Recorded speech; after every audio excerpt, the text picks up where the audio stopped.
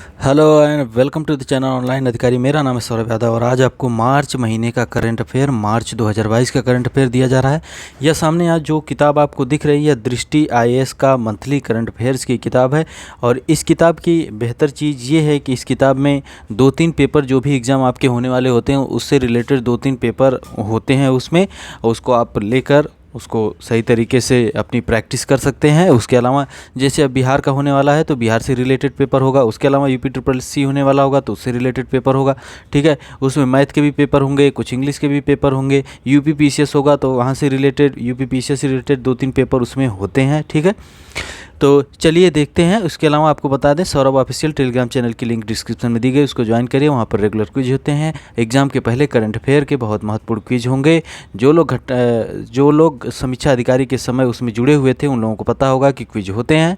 ठीक है, उसके अलावा आप प्राचीन भारत, मध्यकालीन भारत, आधुनिक भारत का इतिहास, पॉलिटी और इसके अलावा भूगोल, ये सब लेक्चर देख सकते हैं। प्लेलिस्ट में लेक्चर पड़े हुए हैं। बाकी सब्जेक्ट जैसे कि साइंस हो गया, इन्वायरमेंट हो गया, ठीक है, इन्वायरमेंट साइंस, ये सब सब्जेक्ट भी जल्द ही आपके लिए शुरू किए जाएंगे।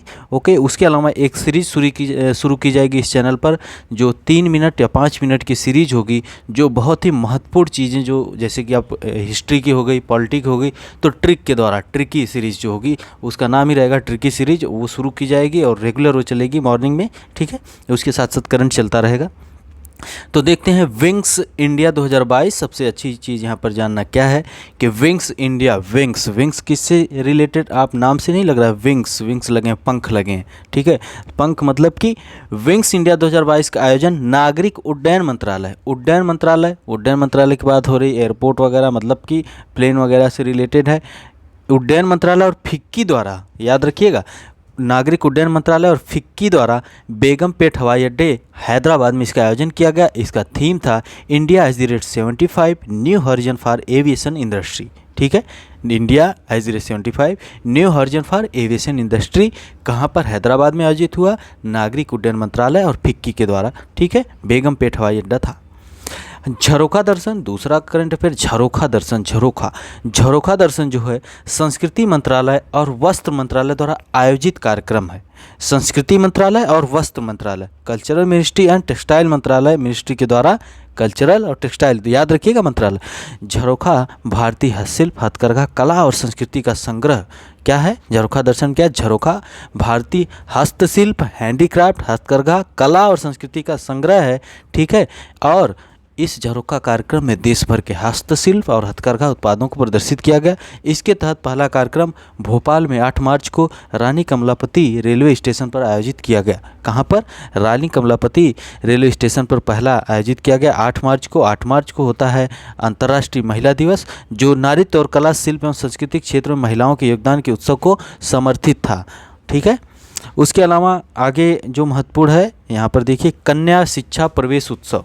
7 मार्च 2022 को स्कूल न जाने वाली भारतीय किशोरियों को औपचारिक शिक्षा एवं कौशल प्रणाली में वापस लाने के लिए कन्या शिक्षा प्रवेश उत्सव। 7 मार्च 2022 को स्कूल न जाने वाली भारतीय किशोरियों को औपचारिक शिक्षा एवं कौशल प्रणाली में वापस लाने के लिए कन्या शिक्षा प्रवेश उत्सव अभियान शुरू किया गया। यह अभियान अंतर्राष्ट्रीय महिला दिवस 8 मार्च 2022 की पूर्व संध्या पर महिला और बाल विकास मंत्रालय द्वारा और शिक्षा मंत्रालय और संयुक्त राष्ट्र बाल कोष यूनिसेफ के सहयोग से किया गया। याद रखिएगा, महिला एवं बाल विकास मंत्रालय और शिक्षा मंत्रालय और यूनिसेफ, याद रखिएगा तीनों। ठीक है, यूपीएससी, यूपीपीसीएस कोई भी पूछ सकता है स्टेट में डाल के।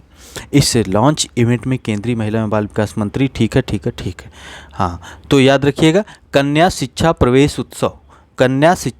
उत्सव 7 मार्च को स्कूल न जाने वाली भारतीय किशोरियों को औपचारिक शिक्षा एवं कौशल प्रणाली में वापस लाने के लिए कन्या शिक्षा प्रवेश उत्सव शुरू किया गया।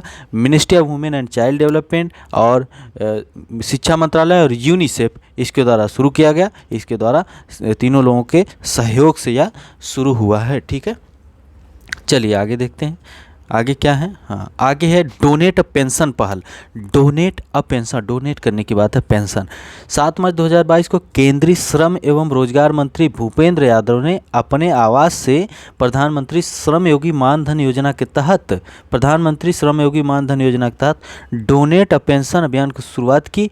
नई पहल के तहत नागरिक अपने तत्काल सहायक कर्मचारियों जैसे घरेलू कामगारों, ड्राइवरों, सहायकों आदि के पेंशन फंड में प्रीमियम राशि दान करके योगदान कर सकते हैं, ऐसा इस स्कीम में है। गौरतलब है कि डोनेट पेंशन कार्यक्रम 7 से 13 मार्च 2022 तक श्रम मंत्रालय द्वारा आइकॉनिक वीक समारोह में शुरू की जाने वाली विभिन्न पहलों का हिस्सा है। ठीक है, चलिए आगे बढ़ते हैं। उद्यमिता प्रोत्साहन अभियान समर्थ, याद रखिएगा, उद्यमिता प्रोत्साहन अभियान समर्थ। अब एमएसएमई सूक्ष्म लघु और मध्यम उद्यम मंत्रालय ने महिलाओं के लिए समर्थ नाम से एक विशेष प्रोत्साहन अभियान शुरू किया है। उद्यमिता प्रोत्साहन अभियान शुरू किया है, किसके लिए? महिलाओं के लिए। समर्थ अभियान एमएसएमई के द्वारा शुरू हुआ है, याद रखिएगा, एमएसएमई के द्वारा शुरू किया गया समर्थ अभियान। इस अभियान का शुभारंभ एमएसएमई मंत्री नारायण राणे ने एमएसएमई राज्य मंत्री भानु प्रताप सिंह वर्मा के साथ नई दिल्ली में किया। ठीक है, इसका उद्देश्य वित्तीय वर्ष 22-23 में महिलाओं को कौशल विकास और बाजार विकास सहायता प्रदान करना तथा ग्रामीण एवं उपनगरीय क्षेत्रों की 7500 से अधिक महिला उम्मीदवारों को प्रशिक्षित करना है। मंत्रालय की समर्थ पहल के तहत इच्छुक और मौजूदा महिला उद्यमियों को निम्नलिखित लाभ उत्पन्न होंगे। मंत्रालय की कौशल विकास योजना के तहत आयोजित मुफ्त कौशल विकास कार्यक्रम 20% सीटें महिलाओं के लिए आवंटित की जाएंगी। इससे 7500 से अधिक महिलाएं लाभान्वित होंगी। 20% सीटें महिलाओं के लिए। मंत्रालय द्वारा कार्यान्वित विपणन सहायता के लिए योजनाओं के तहत घरेलू अंतर्राष्ट्रीय प्रदर्शनियों में भेजे गए एमएसएमई व्यापार प्रतिनिधिमंडल का 20% महिलाओं के स्वामित्व वाले एमएसएमई को समर्पित होंगे। उद्यम पंजीकरण के तहत महिलाओं के स्वामित्व वाले एमएसएमई के पंजीकरण के लिए एनएसआईसी की वाणिज्यिक योजनाओं के विशेष अभियान पर वार्षिक प्रसंस्करण शुल्क 20% की छूट है, मतलब सब कुछ 20%। भारत की स्कूली शिक्षा पर unified district information system for education plus report जारी हुई है, इसको बाद में देखेंगे। ठीक है, यहाँ पर देखिए विश्व प्रसन्नता रिपोर्ट घटनासार में भी हमने बताया था, एक बार फिर देखिए।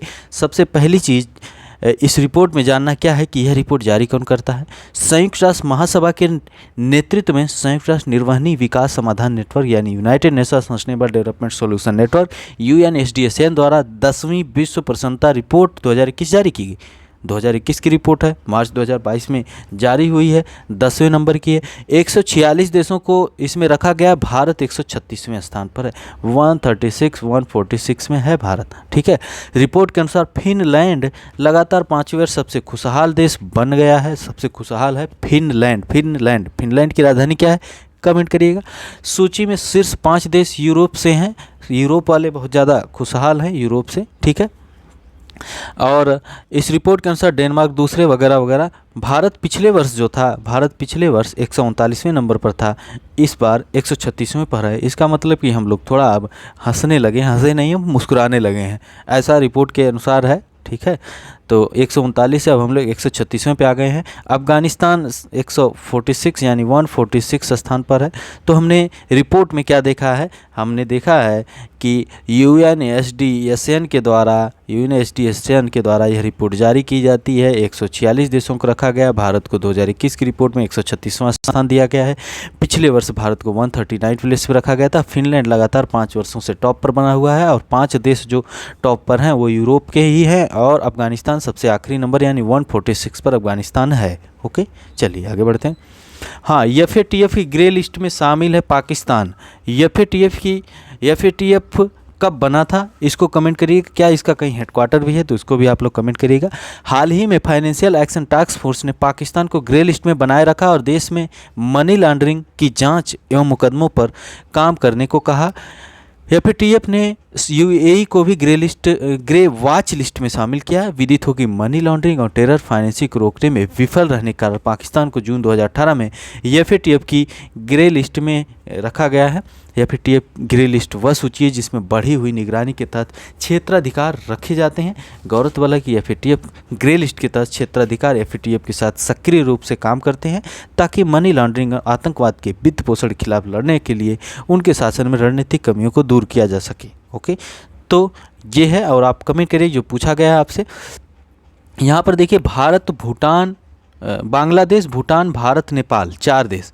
बांग्लादेश, भूटान, BBIN सीधा से याद रखिए, BBIN बांग्लादेश, भूटान, इंडिया, नेपाल का मोटर वाहन समझौता है 8 मार्च 2022 को भारत, बांग्लादेश, भूटान और नेपाल ने बांग्लादेश, भूटान, भारत, नेपाल मोटर वाहन समझौते को लागू करने के लिए एक सक्षम समझौता ज्ञापन MOU मेमोरेंडम ऑफ अंडरस्टैंडिंग को अंतिम रूप दिया। BBIN का उद्देश्य क्षेत्रीय व्यापार और कनेक्टिविटी को बढ़ावा देना है। क्षेत्रीय व्यापार और कनेक्टिविटी को बढ़ावा देना है। बांग्लादेश, भूटान, भारत और नेपाल के बीच यात्री व्यक्तिगत मालवाहक वाहनों की आवाजाही के विनियमन के लिए इन देशों के परिवहन मंत्रियों द्वारा जून 2015 को थिम्पू यानी भूटान की राजधानी में मोटर वाहन समझौते पर हस्ताक्षर किए गए थे, लेकिन बाद में स्थिरता और पर्यावरण संबंधी चिंताओं पर भूटान में आपत्तियों के बाद भूटानी संसद ने इस पहल का समर्थन नहीं करने का फैसला किया था। मतलब कि अब आप बताइएगा कि ग्रॉस हैप्पीनेस इंडेक्स किस देश के द्वारा जारी किया जाता है। ठीक है, गौरतलब है कि BBIN कनेक्टिविटी परियोजना की कल्पना तब की गई थी जब दक्षिण एशियाई क्षेत्र सहयोग संगठन सार्क 2014 में नेपाल में एक शिखर सम्मेलन के दौरान मुख्यतः पाकिस्तान के विरोध के कारण क्षेत्रीय मोटर वाहन समझौते पर सहमति विफल रही। याद रखिएगा ये सब चीज़ें। MOU को अंतिम रूप दे दिया गया है BBIN पे। ओके, यहाँ पर और भी चीज़ें हैं। माइक्रोसॉफ्ट का सबसे बड़ा डेटा सेंटर हैदराबाद में स्थापित होगा। कहाँ स्थापित होगा? हैदराबाद में। माइक्रोसॉफ्ट का सॉफ्टवेयर दिग्गज माइक्रोसॉफ्ट ने तेलंगाना सरकार के सहयोग से हैदराबाद में भारत में अपना सबसे बड़ा डेटा सेंटर स्थापित करने की घोषणा की है। अगले 15 वर्षों में बहुराष्ट्रीय कंपनी हैदराबाद में नए डेटा सेंटर क्षेत्र जो 3 साइटों वगैरह मतलब कि डेटा सेंटर उसका स्थापित होगा माइक्रोसॉफ्ट का। कहाँ पर? हैदराबाद में। हैदराबाद यानी तेलंगाना। भारत का पहला स्वदेशी प्रशिक्षण विमान हंसा एनजी का समुद्र स्तरीय परीक्षण। पहला स्वदेशी प्रशिक्षण विमान हंसा एनजी यानी न्यू जनरेशन। हंसा एनजी क्या है? हंस कहते हैं, हंसा एनजी, हंस न्यू जनरेशन पुडुचेरी में समुद्र स्तरीय परीक्षण सफलतापूर्वक पूरा किया गया। हंसा एनजी भारत का पहला स्वदेशी प्रशिक्षण विमान है जिसे वैज्ञानिक और औद्योगिक अनुसंधान परिषद एवं राष्ट्रीय एरोस्पेस प्रयोगशालाओं द्वारा स्वदेशी रूप से डिजाइन एवं विकसित किया गया। यह 2 सीटों वाला विमान है और हंसा का नया संस्करण है जिसे 30 साल पहले विकसित किया गया था। ठीक है, याद रखिएगा हंसा एनजी पूर्णतः स्वदेशी। वैश्विक एयर क्वालिटी रिपोर्ट 22 मार्च 2022 को UN एनवायरनमेंट प्रोटेक्शन एजेंसी ने दुनिया भर के शहरों की एयर क्वालिटी रैंकिंग जारी की। UN एनवायरनमेंट प्रोटेक्शन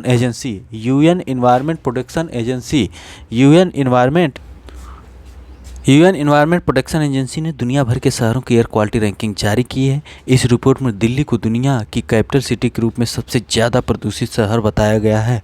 ठीक है, दिल्ली वाले इस रिपोर्ट में सबसे खराब गुणवत्ता वाले 50 शहरों में से 35 शहर भारत में हैं। वाह भैया। एयर क्वालिटी रैंकिंग भारत की राजधानी दिल्ली को सबसे प्रदूषित शहर के रूप में घोषित किया गया है, सबसे प्रदूषित शहर के रूप में रखा गया है UN एनवायरनमेंट प्रोटेक्शन एजेंसी के इस रिपोर्ट में। ओके, इसके बाद बांग्लादेश की राजधानी ढाका तीसरे नंबर पर।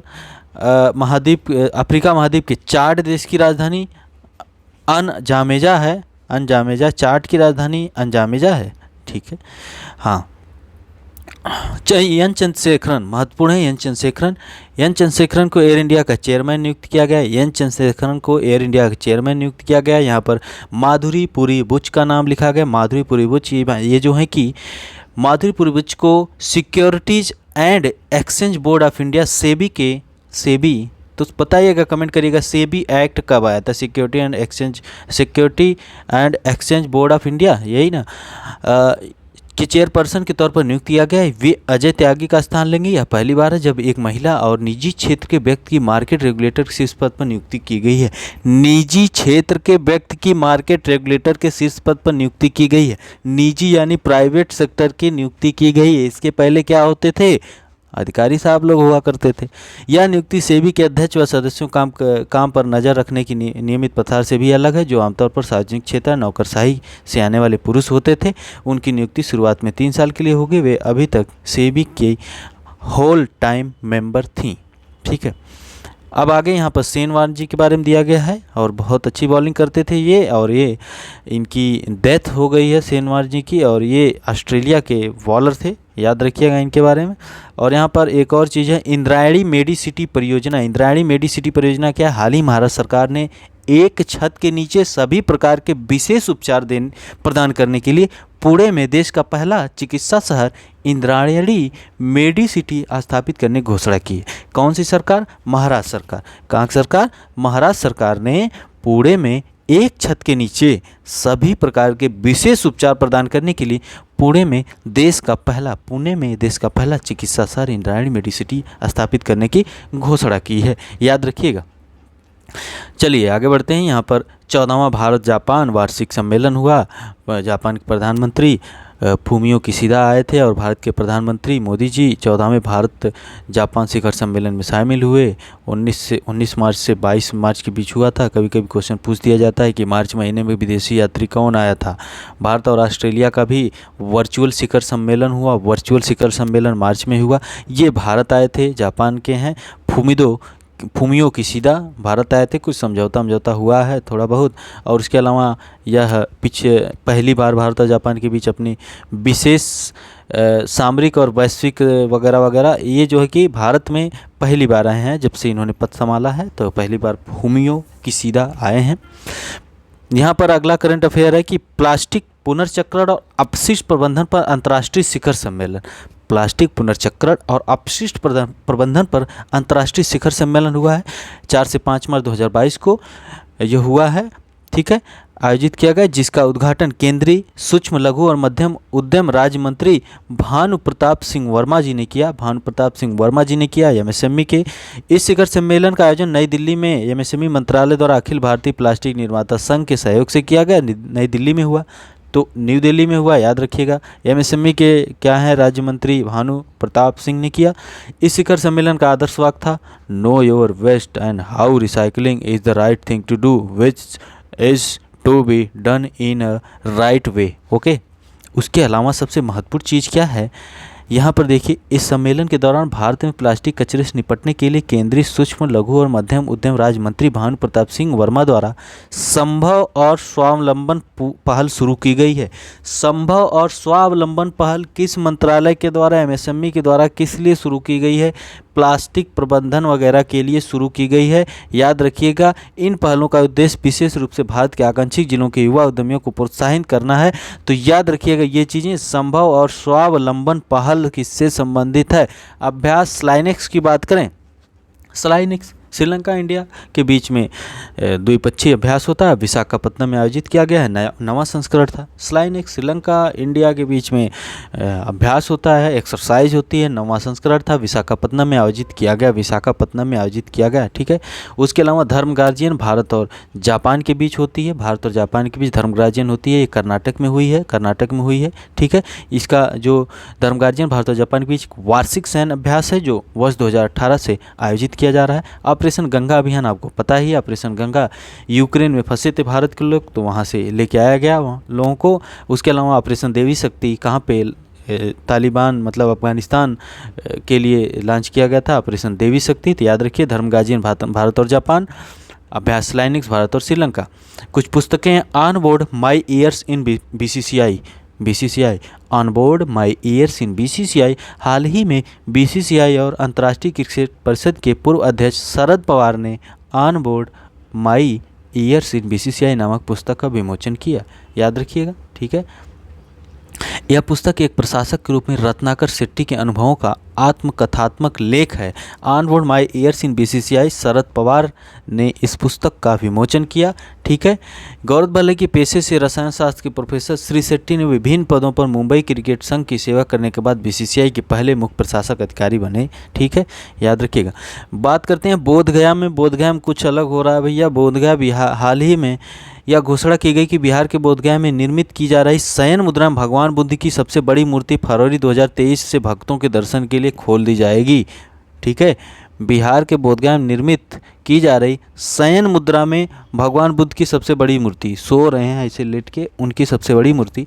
ध्यातव्य है कि इस प्रतिमा का निर्माण बुद्ध इंटरनेशनल वेलफेयर मिशन द्वारा किया जा रहा है। यह प्रतिमा 30 फीट ऊंची और 100 फीट लंबी होगी। इस विशाल प्रतिमा का निर्माण 2019 से किया जा रहा है तथा इसे फाइबर ग्लास से कोलकाता के मूर्तिकारों द्वारा बनाया जा रहा है। ज्ञातव्य बोधगया वह स्थान है जहाँ भगवान बुद्ध को ज्ञान की प्राप्ति हुई थी। ठीक है, बोधगया बिहार के गया जिले में स्थित एक तीर्थ स्थल है जो महाबोधि मंदिर परिसर से जुड़ा हुआ है।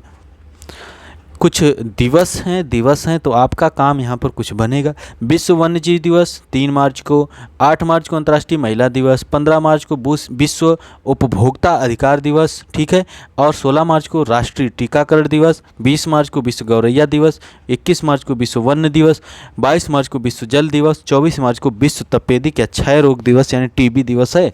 तो आपका काम यहाँ पर क्या बनता है कि आप लोग इसकी थीम जो है, थोड़ा सा आपका काम बढ़ जाएगा, इसकी थीम जो है आप लोग कमेंट करिएगा। याद रखिए ये महत्वपूर्ण है। विश्व वन्य जीव दिवस, अंतर्राष्ट्रीय महिला दिवस, विश्व उपभोक्ता अधिकार दिवस 15 मार्च, राष्ट्रीय टीकाकरण दिवस 16 मार्च, 20 मार्च विश्व गौरैया दिवस और 21 मार्च विश्व वन दिवस, 22 मार्च विश्व जल दिवस, 24 मार्च विश्व तपेदिक या क्षय रोग दिवस। अब याद कैसे करेंगे? वन्य जीव यानी wild life day. Wild life कहाँ पाई जाती है? वाइल्ड लाइफ पाई जाती है वन में, है ना, यानी मार्च में ही बात है। 3 मार्च को वाइल्ड लाइफ है, 21 मार्च को वन में पाई जाती है, वाइल्ड लाइफ पाई जाती है वन में, ठीक है। और वन में जब पाए जाते हैं तो इनके जल की भी आवश्यकता होगी, तो 21 मार्च को वन दिवस, 22 मार्च को जल दिवस, ठीक है, ओके। याद रखिए 3 ऐसे याद हो गया। महिला दिवस आपको पता ही है, 15 मार्च को विश्व उपभोक्ता अधिकार दिवस, 16 को टीकाकरण दिवस। गौरैया तो याद रखिए, विश्व गौरैया दिवस 20 मार्च को होता है। गौरैया अरे चिड़िया छुटकी गौरैया जो उड़ती है फुर फुर, ओके। 24 मार्च को विश्व तपेदिक या क्षय रोग दिवस। अब पोलैंड की कैरोलिना बिलावस्का मिस वर्ल्ड 2021 का खिताब जीत चुकी हैं। ये पोलैंड की हैं, क्या नाम है? Carolina Bielawska. ये मिस वर्ल्ड 2021 का खिताब जीत चुकी हैं। 75वें बाफ्टा पुरस्कार 2022 की घोषणा हो गई है। 75वें बाफ्टा पुरस्कार 2022 की घोषणा हो गई है। और उत्तराखंड ने दाग दिया था क्वेश्चन कि सर्वश्रेष्ठ फिल्म कौन सी बनी है, तो द पावर ऑफ डॉग की पावर, ठीक है। द बाफ्टा में डॉग की पावर देखी गई। सर्वश्रेष्ठ निर्देशक हैं Jane Campion the power of dog के, ठीक है। सर्वश्रेष्ठ प्रमुख भूमिका में सर्वश्रेष्ठ अभिनेत्री हैं जोआना स्कैनलॉन और सर्वश्रेष्ठ अभिनेता हैं विल स्मिथ, किंग रिचर्ड, ठीक है, याद रखिएगा। और समारोह की मेज़बानी अभिनेत्री और कॉमेडियन रेबेल विल्सन ने की थी। 11 नामांकन के साथ सबसे अधिक नामांकन प्राप्त करने वाली फिल्म ड्यून थी, ठीक है। और सर्वाधिक पुरस्कार 5 ट्रॉफियाँ इसने ली ड्यून पिक्चर, लेकिन सर्वश्रेष्ठ film the power of dog, याद रखिएगा। 1955 से यह प्रतिवर्ष दिया जा रहा है। बाफ्टा पुरस्कार ब्रिटिश टेलीविज़न में उत्कृष्ट कार्य को मान्यता देने के लिए दिया जाता है। 2020-21 के लिए नारी शक्ति पुरस्कार की बात करें तो हम बात करेंगे कि जैसे अब बिहार पीसीएस होने वाला है और उत्तर प्रदेश पीसीएस होने वाला है, तो उत्तर प्रदेश और बिहार के लोगों को देखेंगे और कितने लोगों को दिया गया है, 29 महिलाओं को दिया गया है, ये याद रखिएगा, 29 महिलाओं को दिया गया है। दूसरी चीज़, उत्तर प्रदेश की आरती राणा है जो है लखीमपुर खीरी की हैं, वंचित और आदिवासी महिलाएं हुई तो उनके असाधारण कार्य के लिए दिया गया। अनीता गुप्ता भोजपुर बिहार की हैं, ग्रामीण और वंचित महिलाओं के लिए, तो ये भोजपुर बिहार की हैं। आरती राणा उत्तर प्रदेश की हैं। उसके अलावा यहाँ पर एक लोग और दिख रही हैं, नीरजा माधव उत्तर प्रदेश की हैं, हिंदी साहित्य के माध्यम से हाशिए के लोगों की सेवा के लिए। याद रखिए 2 लोगों का नाम, नीरजा माधव उत्तर प्रदेश, आरती राणा उत्तर प्रदेश, अनीता गुप्ता भोजपुर बिहार, ओके।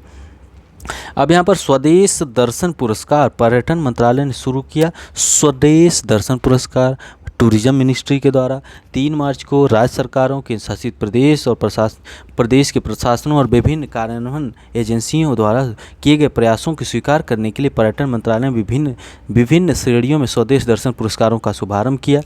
ये पुरस्कार सर्वोत्तम प्रथाओं जैसे अभिनव दृष्टिकोण, उद्देश्यों की प्राप्ति, डिजाइन योजना, संचालन में स्थिरता, सिद्धांतों को अपनाने, परिधि विकास में निजी निवेश को आकर्षित करने की क्षमता। तो याद रखिए स्वदेश दर्शन कभी करेंगे जब टूरिस्ट बनेंगे, तो पर्यटन मंत्रालय ने दिया है, ओके।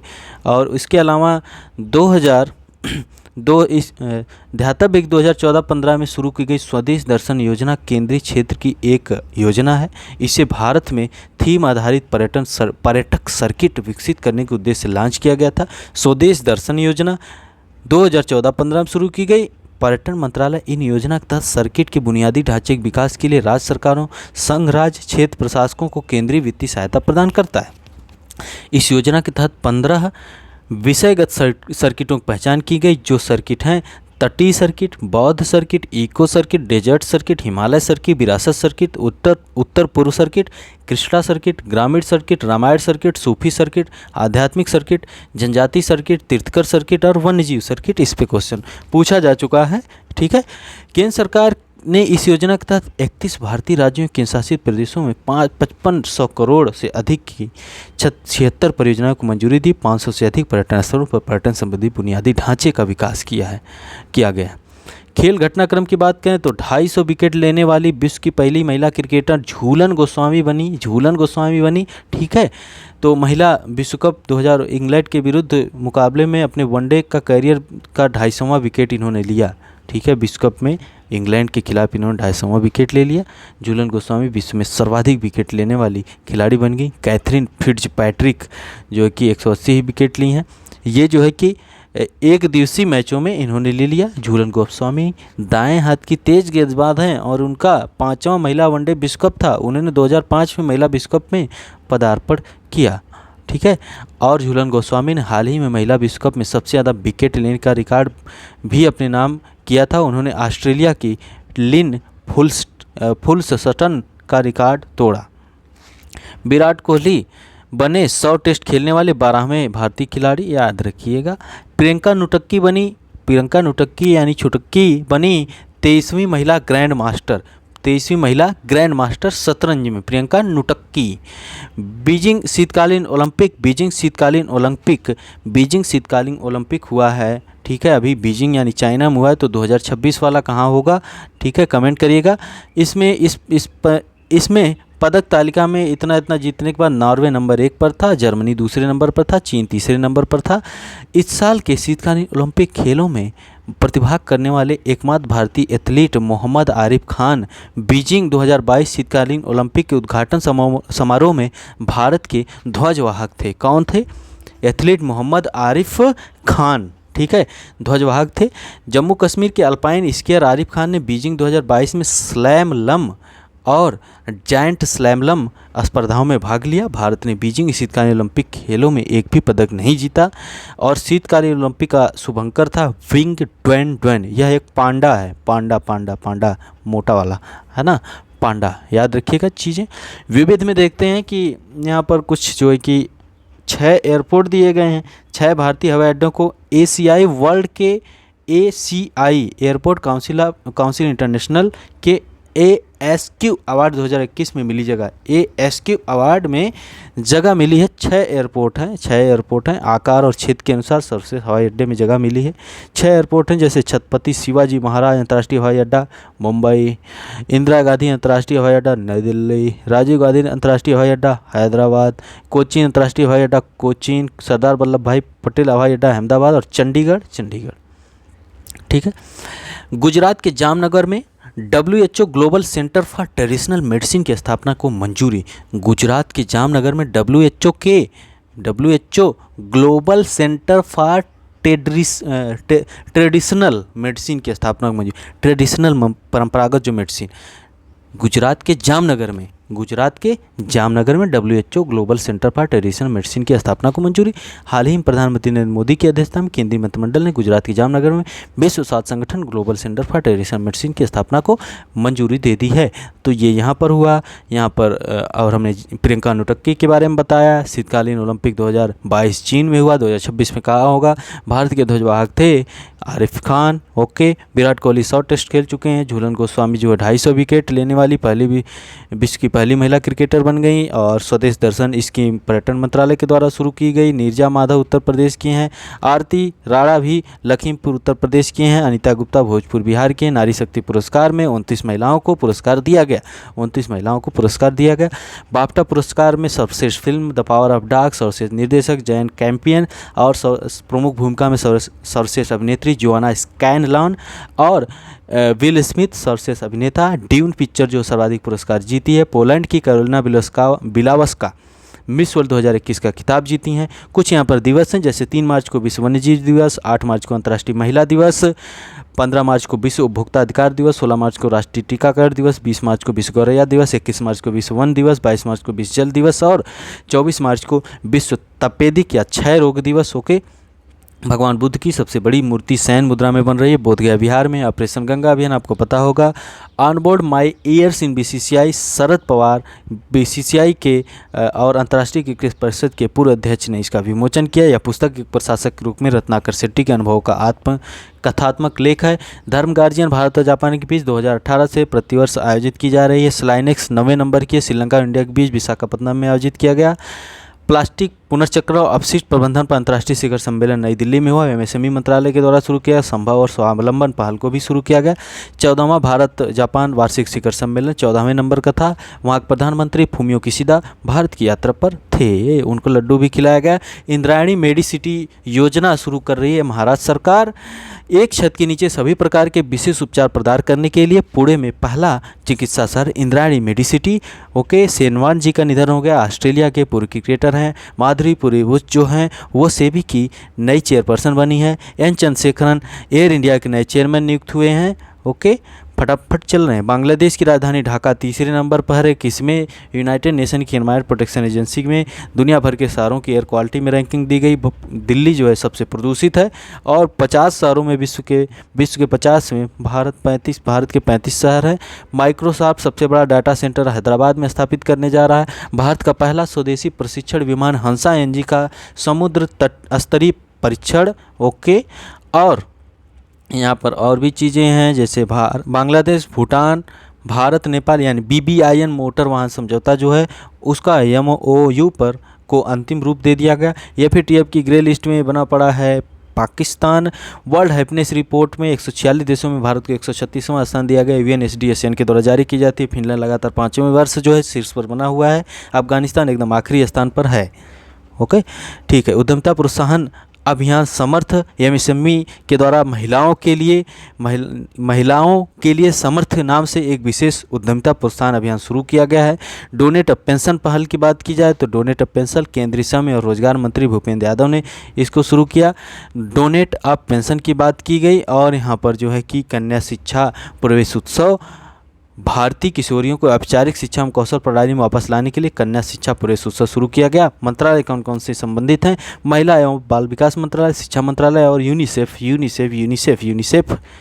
और झरोखा दर्शन संस्कृति मंत्रालय, वस्त्र मंत्रालय के द्वारा शुरू किया गया। भारतीय हस्तशिल्प, हथकरघा, कला और संस्कृति का संग्रह। विंग्स इंडिया 2022 का आयोजन हुआ हैदराबाद के हवाई अड्डे बेगमपेट हवाई अड्डे पर। नागरिक उड्डयन मंत्रालय और फिक्की द्वारा इसका आयोजन किया गया। India @75 new horizon for aviation industry के थीम के साथ यह हुआ।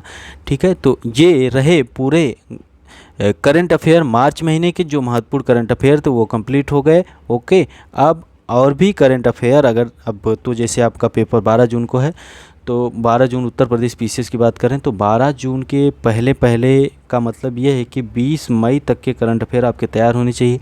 मार्च का बहुत महत्व हो जाता है, अप्रैल का भी महत्व उतना ही है और 20 मई तक का महत्व उतना ही है। अगर करंट अफेयर ज़्यादा संख्या में पूछे जाते हैं तो इन 3 महीनों से ज़्यादा पूछे जाएंगे, बाकी फरवरी और जनवरी भी रहेगा। ठीक है, वो सब कंप्लीट किया जाएगा। तो चैनल को लाइक, शेयर एंड सब्सक्राइब बिना कहे कर दीजिए। ठीक है, मिलते हैं अगले लेक्चर में।